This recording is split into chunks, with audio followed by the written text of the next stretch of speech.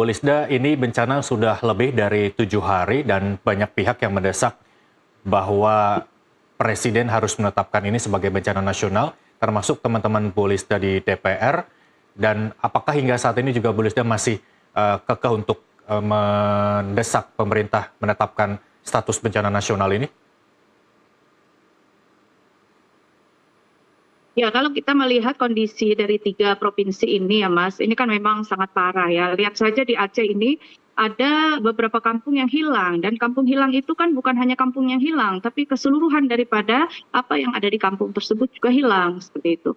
Dan kalau kita melihat bahwa keterlambatan atau pemerintah ini terlihat seperti tidak berdaya di beberapa bagian untuk mengatasi kelumpuhan akses akibat banjir bandang, misalnya longsor ya.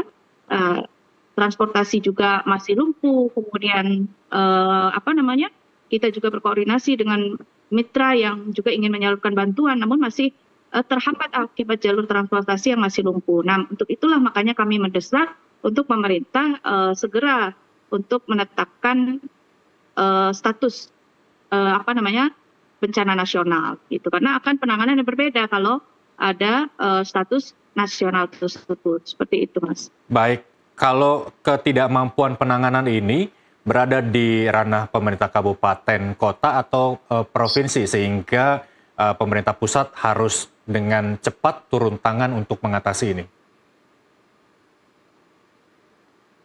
Ya, karena ini seperti di Sumatera Barat sendiri, ini kan kondisinya ini meluas ya Mas ya, artinya hampir dari 19 kabupaten kota itu 13 kabupaten kota yang secara bersama-sama mengalami musibah yang berat seperti itu. Sehingga memang kemampuan baik itu kabupaten kota maupun juga provinsi ini rasa-rasanya masih sangat lemah gitu. Makanya perlu bantuan dari pusat.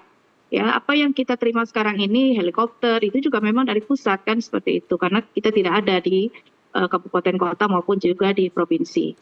Dan kemampuan provinsi untuk 13 kabupaten kota ini masih sangat minim saya kira. Baik, pertimbangan apa lagi sehingga desakan untuk menetapkan bencana nasional ini menurut DPR sangat penting dilakukan oleh pemerintah pusat? Ya, dengan kondisi yang sudah sangat lama ya Mas ya, dari tanggal 22 ini berhari-hari, ini kalau tidak segera ditangani akan menimbulkan permasalahan baru seperti itu. Nah, ini sudah terlalu lama ya kalau untuk ukuran status bencana yang sekarang ini. Nah, harusnya itu akan lebih cepat lagi. Kalau saya melihat di lapangan ini masih butuh mungkin berapa minggu lagi ke depan untuk bisa kita lebih pulih seperti itu di area-area tertentu ya Mas.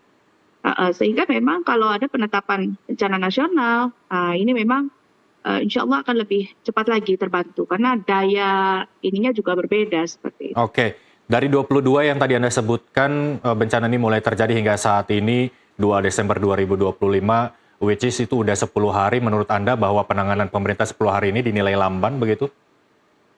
Betul, karena tadi malam itu kami saja di Sumatera Barat ini, Padang Panjang, Solo, kemudian Kota Solo, Tanah Datar ya, Agam, itu saya mau datang ke sana dan tidak bisa gitu. Jadi artinya ini kan masih lambat sekali Mas, karena memang ada jalan-jalan yang terputus dengan rusak parah ya, rusak parah, benar-benar terputus jalan itu, dan susah mencari jalan alternatif lain juga tidak memungkinkan. Ada yang jalan katanya di atas rel tapi pinggirnya kiri kanan jurang. Pokoknya ini menyeramkan sekali seperti itu. Jadi memang udah terlalu lama dengan waktu dari tanggal 2 sampai sekarang ini. Karena tadi malam saya baru mau masuk ke Padang Panjang dan Kota Solo itu susah gitu. Baik, tapi janji Presiden Prabowo Subianto pada saat kunjungan kemarin akan memprioritaskan pemulihan dan pembangunan sarana prasarana itu juga belum cukup untuk pemerintah bertindak hingga hari 10 pasca bencana? Ya, kalau itu kan untuk untuk setelah ya, tapi yang sekarang ini kan kita butuhkan ini masih banyak orang-orang di pengungsian. Ya, pengungsian, rumah-rumahnya, untuk menuju ke rumahnya, itu dulu mungkin yang harus kita perbaiki. Kalau misalnya rumah akan dibangun, pasti perlu waktu. Akan direlokasi, cari tanahnya dulu, dan lain-lain ya, renovasi juga perlu waktu. Masyarakat pun akan paham itu gitu. Nah, tapi sekarang ini yang kondisi saat ini, yang masih banyak tempat yang orang masih sulit untuk makan gitu, sulit untuk kita mengedrop daripada bantuan-bantuan tersebut seperti itu. Ini Baik. yang menjadi perhatian kita. Baik, ke depannya mungkin Bu Lisda bersama rekan-rekan di Komisi 8 akan bertindak seperti apa? Kalau memang Kabupaten Pesisir Selatan ini adalah bagian wilayah yang terdampak, apakah ada upaya pemetaan untuk merelokasi warga-warga yang terdampak untuk menjauh dari lokasi terdampak begitu ke depannya? Ya, sebenarnya di setiap rapat-rapat kami bersama BNPB ya, memang kita sudah menyadari bahwa Indonesia ini bisa dibilang apa ya, kalau seperti Sumbar ini supermarketnya bencana ya, karena memang di sini kalau keadaan alamnya ya, kalau keadaan alam yang indah itu memang kita juga ada risiko-risiko yang lain seperti itu ya. Jadi memang lebih kepada mitigasi pada masyarakat untuk mengurangi dampak daripada bencana tersebut ya, seperti misalnya apa tuh alarm ya, warning system yang harus diperbaiki, yang harus ditambah, kemudian juga edukasi ya kepada masyarakat ya tentang bagaimana pada saat bencana dan lain-lain, itu yang harus ditingkatkan, termasuk dengan shelter ya, dan juga kesiapan lain lah, karena kita manusia ini hanya bisa berupaya, tapi ada bagian-bagian yang sebenarnya bisa kita hindari, seperti misalnya bencana yang disebabkan oleh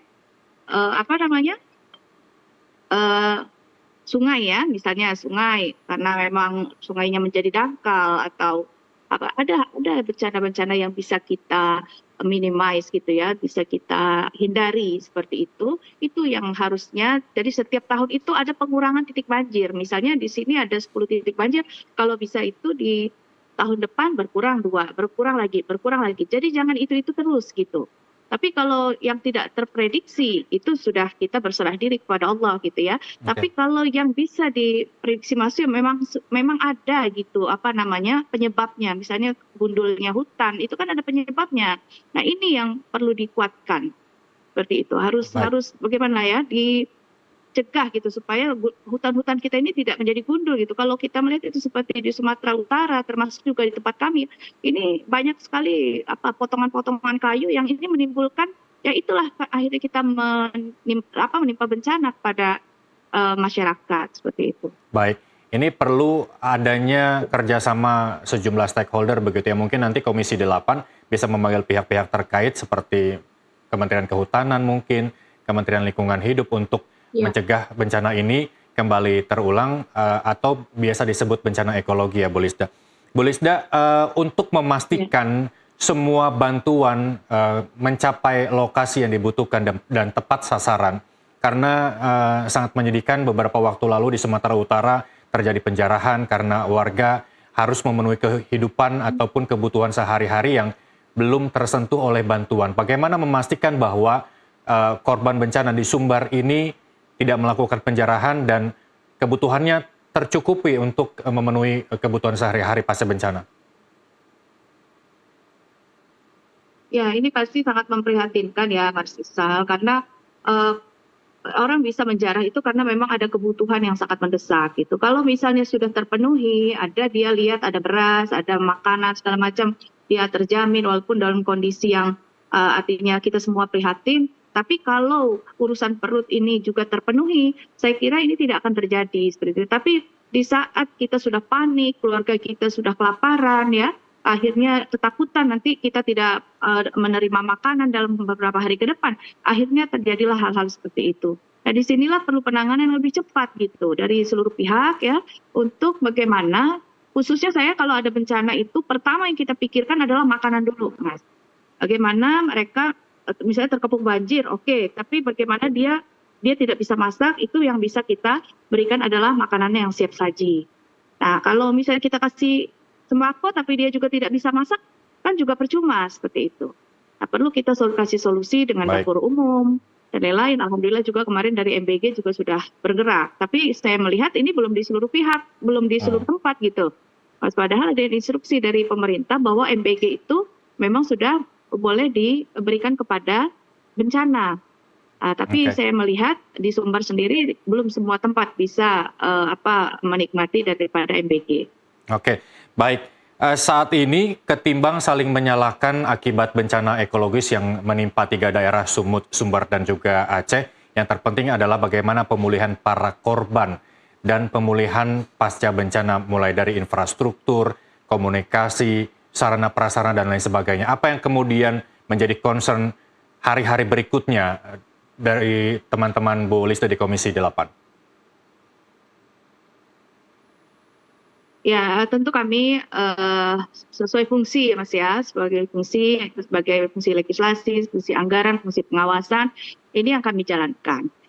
Dari anggaran, apa yang diusulkan oleh BNPB untuk peningkatan anggaran kemarin itu kita setujui semua. Tidak ada fraksi satupun yang menolak itu. Artinya sesuai dengan kebutuhannya diminta naikkan anggaran, kita naikkan anggaran. Dari sisi legislasi, bagian-bagian mana yang tentunya dengan kejadian-kejadian ini bisa kita kita sisir kembali apakah memang masih ada yang kurang dari sisi legislasi seperti itu.